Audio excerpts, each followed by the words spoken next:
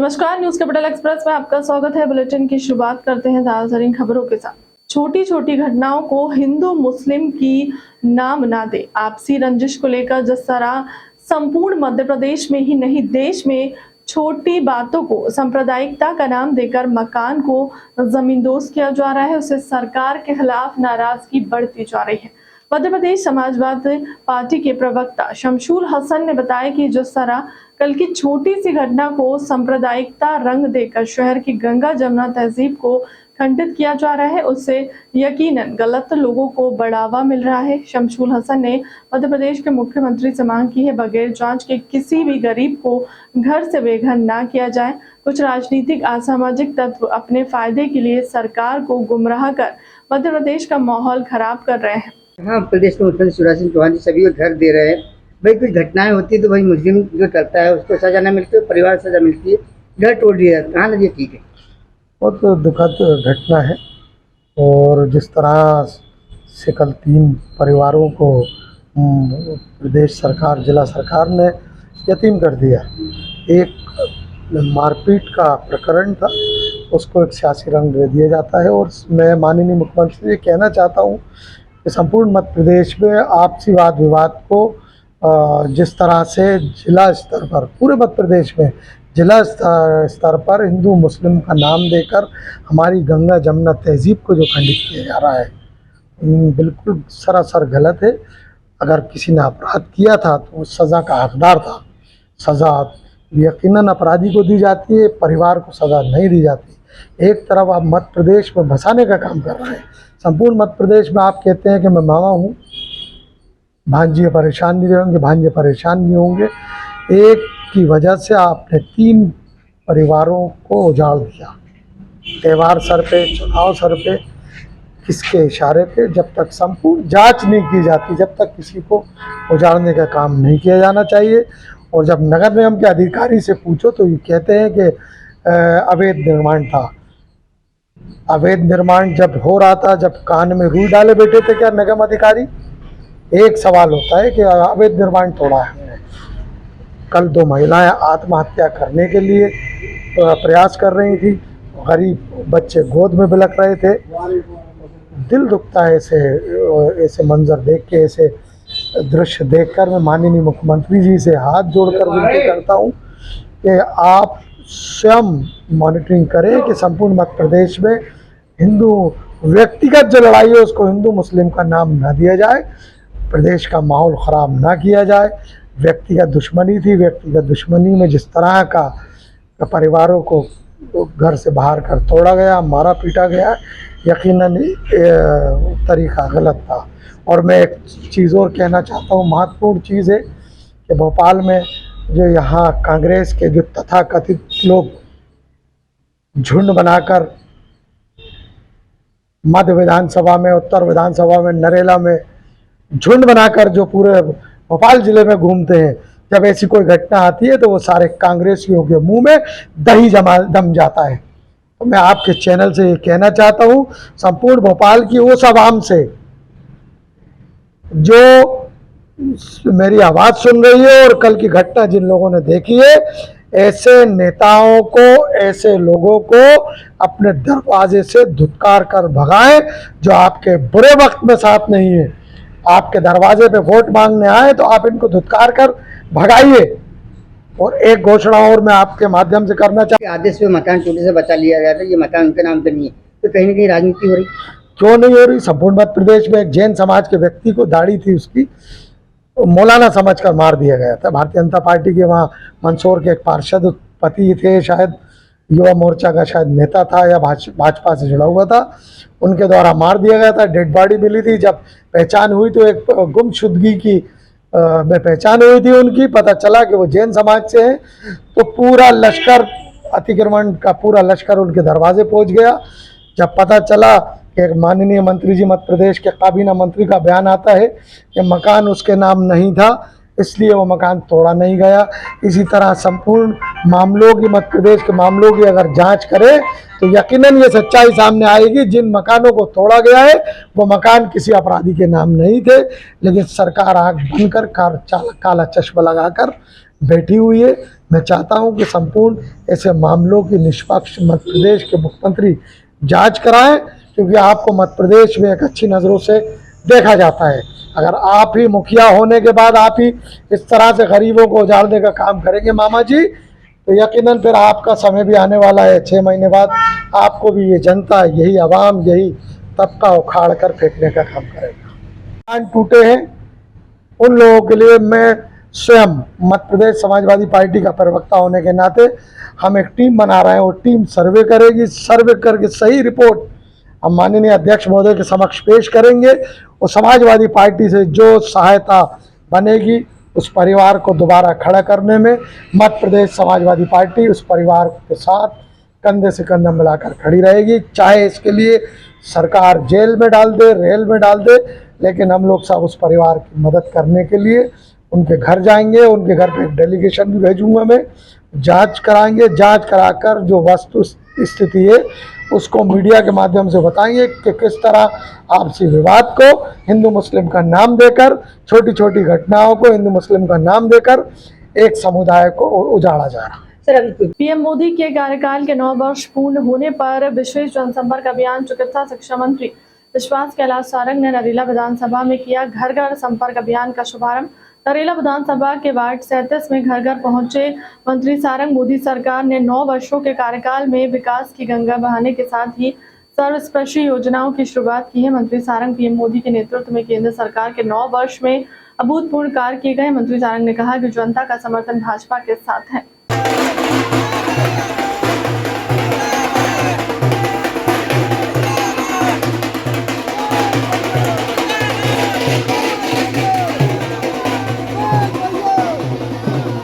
मोदी जी की सरकार ने 9 वर्षों में देश में विकास की गंगा तो बहाई ही है, उसके साथ साथ आम जन के कल्याण की भी अनुपम और अविस्मरणीय योजनाएं मोदी जी लेके आए हैं। देश का मान और सम्मान पूरी दुनिया में बढ़े, इसके लिए मोदी सरकार ने 9 वर्ष में जो कुछ किया वो अभूतपूर्व है। आज हम सबने जनता के बीच जाकर भारतीय जनता पार्टी के समर्थन में जनता से बातचीत की।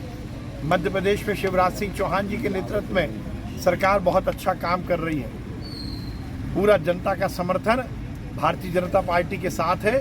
2023 में मध्य प्रदेश में पुनः भाजपा की सरकार बनेगी और 2024 में नरेंद्र मोदी के नेतृत्व में देश में पुनः भाजपा की सरकार बनेगी, ऐसा पूरी जनता का विश्वास भी है और उनका ये इस तरह का दृढ़ निश्चय भी है। टीकमगढ़ कमलनाथ संदेश यात्रा का टीकमगढ़ आगमन हुआ। 10 जिलों की 22 विधानसभा क्षेत्रों से होकर गुजरेगी यह संदेश यात्रा का कार्यक्रम। गांधी चौराहे पर कांग्रेसियों ने बड़ी संख्या में कार्यक्रम में भाग लिया। बस जगह जगह यात्रा का स्वागत किया गया। मुख्य रूप से इस यात्रा के प्रभारी दामोदर सिंह यादव अमरनाथ संदेश यात्रा को लेकर निकले हैं। इस यात्रा में भारी समर्थन जनता का मिल रहा है। इस कार्यक्रम में जिले के वरिष्ठ कांग्रेसियों ने भाग लिया। पूर्व मंत्री दादा यादवेंद्र सिंह, जिला अध्यक्ष नवीन साहू, किरण अहिरवार, अजय यादव, पूर्व विधायक खरगापुर पंकज अहिरवार, अनिल बुड़कुल, उपाध्यक्ष जिला कांग्रेस कमेटी पूनम जायसवाल, देवेंद्र नापत, अरविंद खटिक, इसरार मोहम्मद आदि लोग उपस्थित रहे। संदेश यात्रा लेकर पधारे हुए हैं माननीय प्रदेश के यशस्वी मध्य प्रदेश कांग्रेस कमेटी के अध्यक्ष एवं पूर्व मुख्यमंत्री श्री कमलनाथ जी की जो 2023 में विधानसभा में जनमानस को वचन दिए गए हैं, उनके उद्देश्य की प्रतिपूर्ति के लिए और विगत 15 महीने में जो कमलनाथ जी की सरकार में जनहितैषी कार्य हुए हैं उनको आम जनता को समर्पित करने के लिए और कमलनाथ जी की प्रतिबद्धता को जनमानस तक पहुंचाने के लिए संपूर्ण मध्य प्रदेश में माननीय दामोदर जी के नेतृत्व में श्री सुनील बोरसे साहब शहर प्रभारी जी के नेतृत्व में ये यात्रा निकाली जा रही है। हमसे गलती हुई कि हमने 15 महीने में थोड़ी सी ढील बरती थी, तो सोचा आराम से जांचें करा लेंगे। अब सरकार आएगी तो सबसे पहले जांचें भी होंगी। आपकी सरकार क्या आपके 12 महीने की 15 महीने की सरकार में सबसे ज़्यादा गरीब परेशान हुआ था। अधिकांश टीकमगढ़ विधानसभा और टीकमगढ़ जिले में प्रदेश भर में राशन कार्ड गरीबों में के निरस्त कर दिए थे। सबसे ज़्यादा एसडीएम और जिला प्रशासन कोर्ट में गरीब लाइन लगा दी। ये बात मैं पहली बार सुन रहा हूँ और इसलिए इस बात को मैं स्वीकार नहीं करता। व्यापन पे आपकी सरकार आएगी तो क्या व्यापन बंद कराई जाएगी? क्या बंद कराई जाएगी? व्यापम परीक्षा बंद कराई जाएगी। अभी इस संबंध में मैं कोई जवाब नहीं दे सकता। ये ऊपर के स्तर पर चयन तो होगा। भ्रष्टाचार बंद कर देंगे। बोरसे जी को 1 मिनट बोल देते हैं। बोरसे जी समय भी हो गया, पूछ लीजिए इधर आ जाओ। नहीं ठीक है तो क्या सब मेरे ख्याल से सभी लोगों का धन्यवाद। आप सब लोगों ने इस संदेश यात्रा को सहयोग करने के लिए हमें। मध्य प्रदेश सरकार के द्वारा ग्रामीण के उपचार के लिए ग्राम पंचायतों में उप स्वास्थ्य केंद्र का निर्माण करवाया गया है और डॉक्टरों की नियुक्ति भी की गई है, लेकिन प्राथमिक सुविधाओं से उप स्वास्थ्य केंद्र आज भी वंचित है। ताजा मामला रीवा जिले के हनुमाना जनपद पंचायत अंतर्गत ग्राम पंचायत खचखरी का है, जहां खचखरी में स्थित उप स्वास्थ्य केंद्र इन दिनों प्राथमिक सुविधाओं के मार झेल रहा है, लेकिन इस और ना तो शासन का ध्यान जा रहा है और ना ही प्रशासन का, जिस कारण से मरीज दर दर की ठोकर खाने के लिए मजबूर हो रहे हैं और फर्जी डॉक्टरों से इलाज करवाने पर विवश हैं। इस भीषण गर्मी में उप स्वास्थ्य केंद्र खचकरी में ना बिजली, ना पंखा और ना ही शौचालय है। उप स्वास्थ्य केंद्र की खिड़की टूटी हुई है। अगर कोई मरीज उप स्वास्थ्य केंद्र खचकरी में उपचार के लिए जाता है तो वह बीमारी से कम गर्मी के कारण वो ज्यादा बीमार हो जाएगा। उप स्वास्थ्य केंद्र में इलाज तो दूर की बात रही, बीमारी अलग से आ जाएगी। यह हाल सिर्फ एक उप स्वास्थ्य केंद्र का नहीं, रीवा जिले के ज्यादातर उप स्वास्थ्य केंद्रों का है, लेकिन इस पर ना तो कलेक्टर का ध्यान जाता है और ना ही अन्य किसी शासनिक अधिकारियों का, जिस कारण मरीजों को तरह तरह से परेशानियों का सामना करना पड़ रहा है। मेरा नाम उगेंद्र प्रसाद गुप्ता, ग्राम पंचायत खटकरी, मैं वार्ड क्रमांक 20 का पंच हूँ। यहाँ समस्याएं तो बहुत तरह की हैं स्वास्थ्य विभाग में। यहाँ स्वास्थ्य विभाग कोई है, हॉस्पिटल कोई नहीं है। यहाँ जो बैठती भी है मैडम तो वो भी स्कूल के उसमें बैठती है, न लैट्रिन, न बाथरूम, न पंखा, न कुर्सी टेबल, किसी भी प्रकार का कोई व्यवस्था नहीं है यहाँ पर। नहीं, हम ग्राम सभा में 15 अगस्त को 26 जनवरी थी ना, 26 जनवरी को हम जो है तो वहाँ बताए हैं, पंचायत में प्रस्ताव में भी लिखवाए हैं। यहाँ नाली इतनी गंदी है कि यहाँ आए दिन गर्भवती महिलाएं कहीं नाली में गिर जाएंगी तो टूट जाएंगी, फूट जाएंगी, चोट लग जाएगी, कुछ भी हो सकता है। जहाँ पर ये हॉस्पिटल बना है इस चिलचिलाती धूप ज़्यादा तबीयत खराब होती है। यहाँ न पंखा है, न कूलर है, न बेड है, न कुर्सी है, न लैट्रिन बाथरूम, किसी भी प्रकार का इस स्वास्थ्य केंद्र में कोई सुविधा नहीं है। अगर मान लीजिए कि यहाँ पर जल्द से जल्द ना पंखा लगवाया जाता ना विद्युत, तो आगे आप लोगों के द्वारा क्या कार्यवाही? हम लोग ग्राम पंचायत के पंच हैं तो जाके ग्राम पंचायत में इसकी बहुत तगड़ी शिकायत करेंगे। चलिए धन्यवाद। कुमार गुप्ता नाम है। कहाँ के हैं? यहीं मैं बगल ये उप स्वास्थ्य केंद्र के बगल में मेरा मकान है, कटखरी में ग्राम पंचायत में हूँ। आप उप स्वास्थ्य केंद्र के बगल में रहते हैं, यहाँ पे मूलभूत समस्याएं क्या क्या आपको लगती हैं कि यहाँ पे क्या समस्या है वर्तमान में? समस्याएं तो यहाँ पे देखिए हमको अनेकों दिख रही हैं। जैसे कि यहाँ पे सामने आते हैं मरीज लोग आते हैं, यहाँ आने जाने के लिए कोई रास्ता सही ढंग से नहीं है, बीच में नाली है, उसमें आने जाने के लिए पटिया की व्यवस्था की गई है। दूसरी चीज़ यहाँ उप स्वास्थ्य केंद्र में आप देख ही रहे हैं कि ना पंखा है, न लाइट है, न कोई कूलर है, बैठने के लिए चेयर नहीं है, लेटने के लिए बेड नहीं है, कोई इमरजेंसी केस हो जाए तो उनको ज़मीन में लेटाया जाता है। दूसरी चीज़ यहाँ पे मैडम जी रहती हैं अकेले में, तो उनके लिए भी अकेले रहने के कारण में से पानी की सुविधा नहीं है, लेटरिन नहीं है, बाथरूम नहीं है। यहाँ पे चारों तरफ लोगों का आना जाना लगा रहता है। इनको अपने निस्तार के लिए भी खुद का सुविधा नहीं है। ऐसा सब अनेकों सुविधाएँ मतलब यहाँ से वंचित है हमारा उप स्वास्थ्य केंद्र। यहाँ से 25 से 30,000 आबादी है, जो अगल बगल के गाँव भी जुड़े रहते हैं, उनको भी मरीज आना आते हैं यहाँ पे। और दूसरी चीज़ यह है कि यहाँ थोड़ा सुनसान होने के कारण अगल यहाँ नशेड़ियों का जाम भाड़ा लगा रहता है, कहीं उधर बैठ के कुछ कर रहे हैं कहीं उधर, तो इनको भी अकेले बैठने में यहाँ डर सा महसूस होता है कि निकले तो कहाँ पे जाएं, क्या करें। नशेड़ी यहाँ पे कब से कब तक बैठते हैं? पूरा दिन तो आना जाना लगा रहता है, लगातार यहाँ पे लगातार नशेड़ी बने रहते हैं। क्या लगता है यहाँ पे सुधार होना चाहिए? सुधार बिल्कुल होना चाहिए भाई। हम ही लोग हैं, कोई दिक्कत होगी, परेशानी हो गई या बगल में है तो मान लीजिए हमको कोई नहीं बोलेगा, बाहर का आदमी आ रहा है, उसको कोई इमरजेंसी केस हो गया तो यहाँ सबसे पहले तो सही डॉक्टर की एक व्यवस्था की जाए, 1-2 नर्स हो, यहाँ पे मूलभूत से पानी की व्यवस्था की जाए, लेटरिन बाथरूम हो। यही ग्राम पंचायत खटखरी। समस्या तो यहाँ तो आप भी देखें, आपको भी बताए हैं, यहाँ तो आए तो यहाँ ना पंखा है ना कूलर है, लेटरिन बाथरूम की समस्या है। कोई भी मरीज आता है वो तो पहले तो अब देखिए एक बेड यहाँ पे रखा हुआ है, अगर जो कोई 2 मरीज आ जाए तो उसके लिए भी समस्या है। सामने देखिए आप उधर चले जाइएगा तो नाली है, नाली में पट्टियाँ नहीं रखी हुई है। कोई बुजुर्ग लेडीज आ जाए, कोई सियाना आ जाए तो उसके लिए तो समस्या बहुत बनी है उसमें। ये खिड़की तक उसमें नहीं लगी हुई है, और जिसमें मतलब ये सरकारी मतलब ये स्वास्थ्य केंद्र का तो बिल्डिंग है नहीं, ये तो स्कूल का बिल्डिंग है। इसमें तो सरकार बैठा दी और सुविधा तो कुछ नहीं दिख रहा है। इस उप स्वास्थ्य केंद्र से कितनी आबादी के लोगों का ये उपचार होता है? यहाँ से अब हमारे यहाँ कम से कम 20 से 25 हज़ार आबादी है, तो उसके लिए अगर जो कोई समस्या भी आ जाए तो अगर जो सुविधा नहीं मिलेगी तो बेचारे मऊ बन जाते हैं, हनुमाना जाते हैं, और हनुमाना मऊ बन जाने के लिए पैसा भी चाहिए। बेचारे गरीब बुजुर्ग आदमी आते हैं, गरीब लोग कहाँ से जा पाएंगे वो? क्या लगता है यहाँ इस चिलचिलाती धूप में भी यहाँ पर ना कूलर है ना पंखा है, कुछ भी समस्या, यहाँ तो कुछ दिख ही नहीं रहा है। तो क्या जो होता भी जला भी होता तो दिखाई तो देता। आप यहाँ के स्थानीय समाज सेवी हैं, आप लोगों के द्वारा आगे कुछ अब आगे समस्या यही है, देख रहे हैं, नहीं तो फिर आगे भी शिकायत करेंगे। यही समस्या है। तिवारी किस पद पे हैं? CHO कहाँ पे? खटखरी उप स्वास्थ्य केंद्र। मैम यहाँ पे कई समस्याएं देखने को मिल रही हैं, क्या क्या हैं यहाँ पे मेन समस्याएं? यहाँ पे तो सबसे बड़ी बिजली की व्यवस्था नहीं है, इतनी गर्मी में मुझे यहाँ पे बैठना पड़ता है।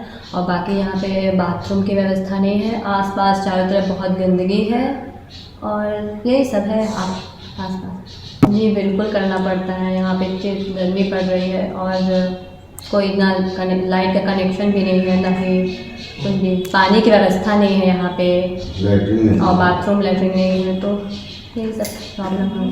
यह सब ना होने की वजह से मरीजों को किन किन समस्याओं का फेस करना पड़ रहा है?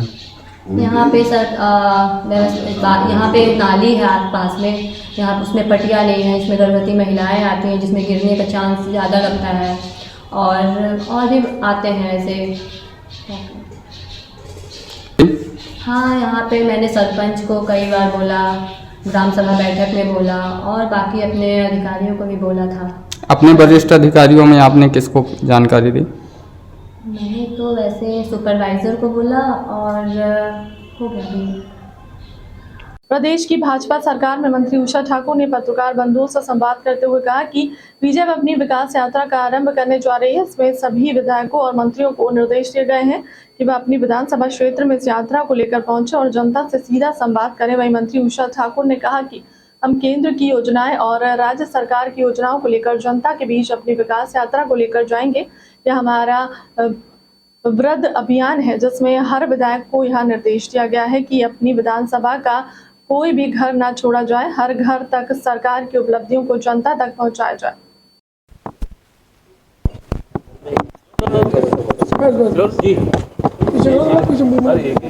हाँ भाई, थोड़ा पीछे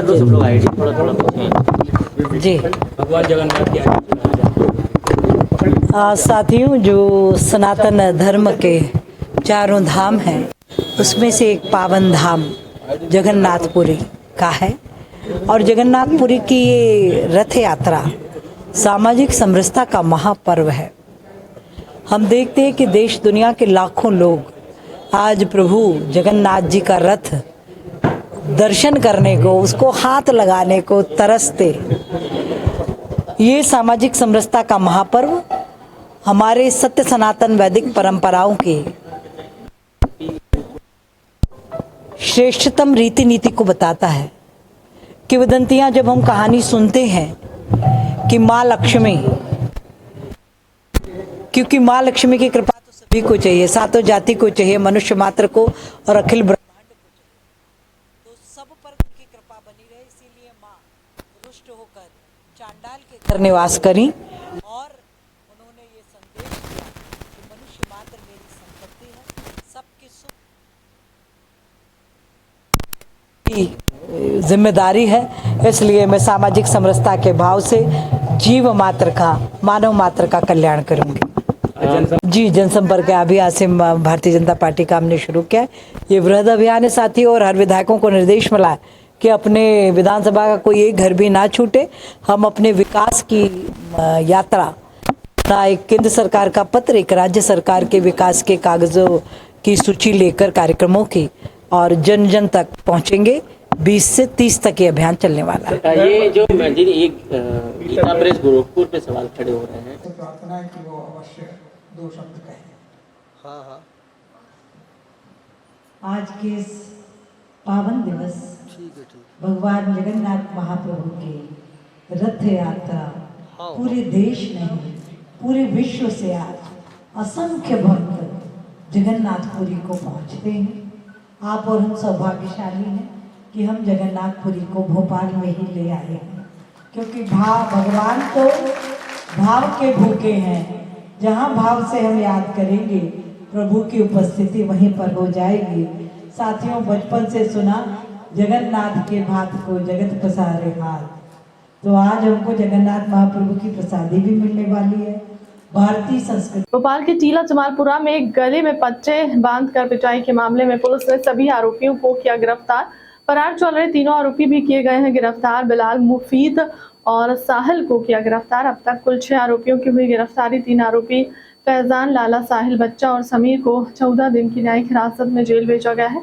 आज अन्य 3 आरोपियों को पुलिस कोर्ट में पेश कर सकती है। द्वारा बंधक बनाने का मामला सामने आया था, उसमें 3 आरोपी फरार चल रहे थे, जिसमें एक आरोपी नाबालिग भी है, उसकी गिरफ्तारी की गई है।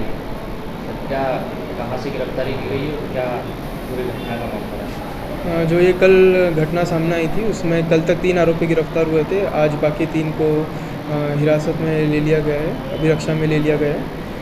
उसमें से एक नाबालिग है और बाकी 2 बालिग हैं, और इन्हें एक को पीजीपीटी ग्राउंड से लिया गया है, एक को निशातपुरा हाउसिंग बोर्ड से लिया गया है, और एक को घर से ही लिया गया है।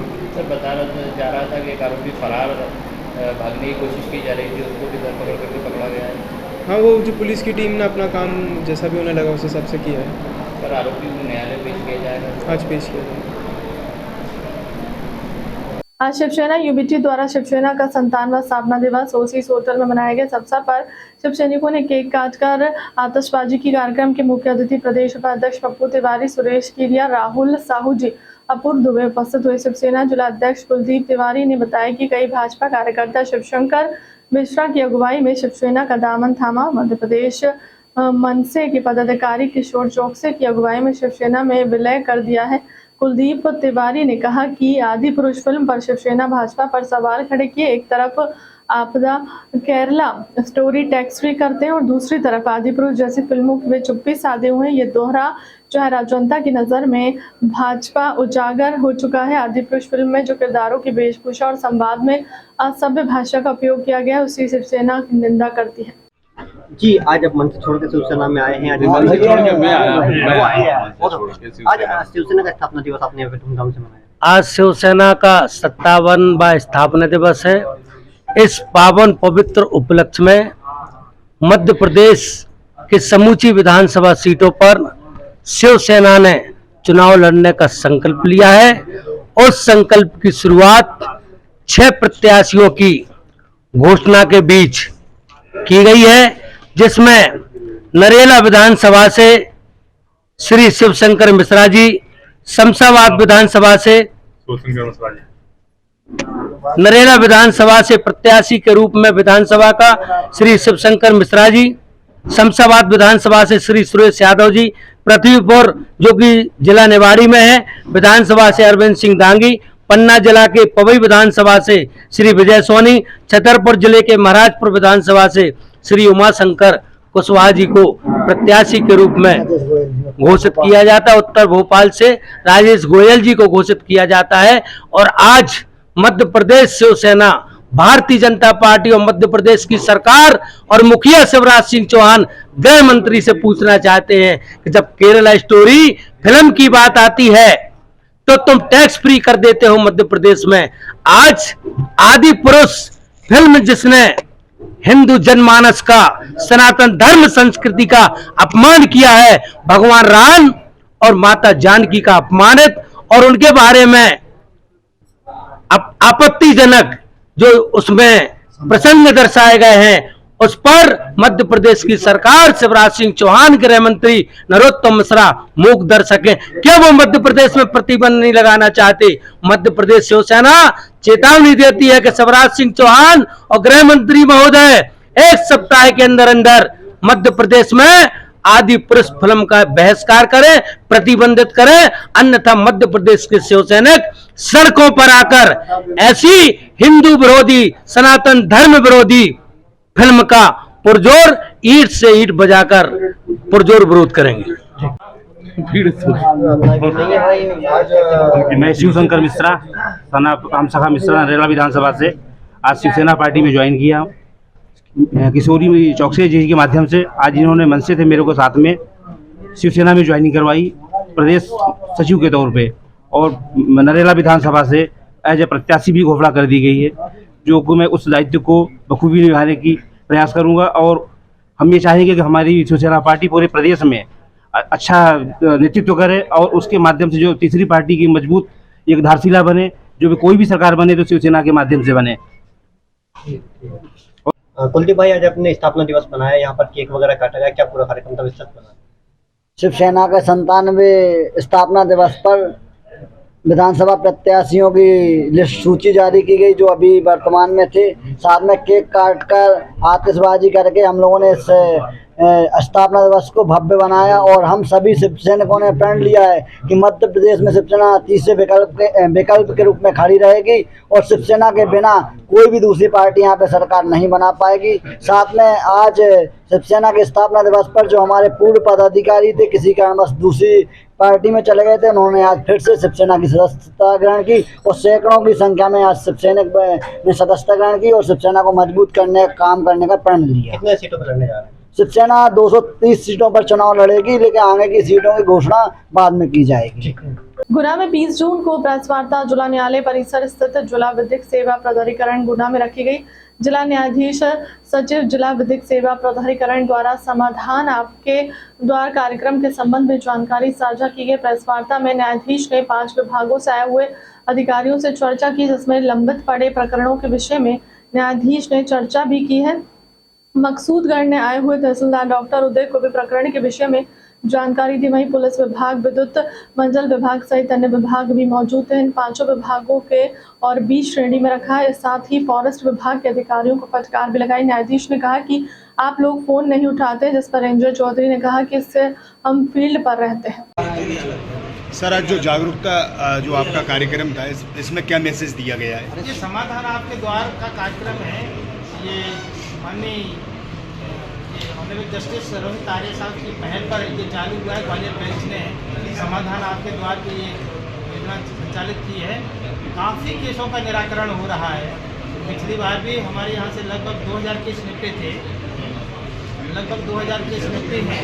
तो हर 3 महीने में ये कार्यक्रम आता है वहाँ से, और L1 L2 का जो सिस्टम बना हुआ है, तो ये केसों का निराकरण ये है कि हम केसों को वहाँ जहाँ से उद्भूत हो रहा है प्रकरण, वहीं जाके प्रारंभिक स्तर पर ही निराकरण कर सकें, जिससे लोगों को राहत मिल सके और उसका पैसे और धन और समय की बचत हो सके। सर, किन किन विभागों द्वारा आपकी अभी जो आपने जो मीटिंग रखी थी, इसमें क्या क्या प्रस्ताव आए सामने निकल गए? ये मुख्य रूप से न्यायालय का, पुलिस का, फॉरेस्ट का, रेवेन्यू का और बिजली विभाग का, इन सब का सामूहिक रूप से ये मिलकर ये कार्यक्रम कर रहे हैं। और इन सब विभागों में जो केस हैं जो लंबित हैं, पेंडिंग हैं या कुछ प्री लिटिगेशन वाले हैं, वो केसों के निराकरण के लिए ये योजना को संचालित किया गया है। और पिछली बार भी इसमें बहुत अच्छे रिजल्ट आए थे।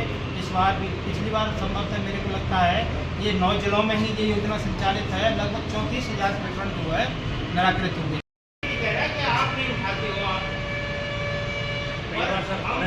चाहे तो आपके वो हों, PFO हों, चाहे आपका LTO हो, उनको फोन उठाना बड़ी मुश्किल की बात है। क्या इस समाज पर मिलना नहीं चाहती है?